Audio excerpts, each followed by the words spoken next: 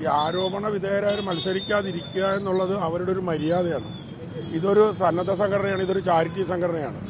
ആ സംഘടനയുടെ മാഹാത്മ്യം മനസ്സിലാക്കിക്കൊണ്ട് അത്തരം മൂല്യമുള്ള ആൾക്കാർ തന്നെ ഈ സ്ഥാനത്തേക്ക് വരിക എന്നുള്ളതാണ് ഈ സംഘടനയുടെ ഈ പ്രധാനപ്പെട്ട അംഗങ്ങളെല്ലാവരും ചിന്തിക്കേണ്ടത്. അങ്ങനെയാണ്. ആരോപണ വിധേയരും ക്രിമിനൽസും ഒക്കെ അല്ലെങ്കിൽ അങ്ങനെയൊക്കെ ആരെങ്കിലുമൊക്കെ ഇതിനകത്ത് കടന്നു കൂടിയിട്ടുണ്ടെങ്കിൽ അവരെ എല്ലാവരെയും വെളിയിൽ കളഞ്ഞ് ഇത് ശുദ്ധമാക്കി ഒരു നല്ല അമ്മയാക്കി, ഒരു സമൂഹത്തിന്റെ അമ്മയാക്കി ഇതിനെ മാറ്റേണ്ട ഉത്തരവാദിത്വം മുഴുവൻ അംഗങ്ങൾക്കും ഉള്ളതാണ്. ഇപ്പോൾ പല സിനിമാ നടിമാരും ഇവ ആരോപണ വിധേയർക്കൊക്കെ അനുകൂലമായി എല്ലാവരും മത്സരിക്കട്ടെ എന്നുള്ളൊരു നിലപാടാണ് സ്വീകരിക്കുന്നത്. പ്രതികരിച്ചിട്ടുള്ളത്. അല്ല, ഞാൻ അങ്ങനെയല്ല പറയുന്നത്. ആരോപണ വിധേയരായുള്ളൊരു ഉറപ്പായി മാറി നിൽക്കുക എന്നുള്ളത് തന്നെയാണ് അന്തസ്. അതിന്റെ മര്യാദ അതാണ് അതിന്റെ മര്യാദ. ഞാൻ മത്സരിക്കുന്നുണ്ട്. തീരുമാനിക്കാം. ഇത്തവണ എന്തായാലും ഗൗരവമായ മത്സരമുണ്ട് എന്നാണ് എനിക്കറിയാൻ സാധിച്ചത്.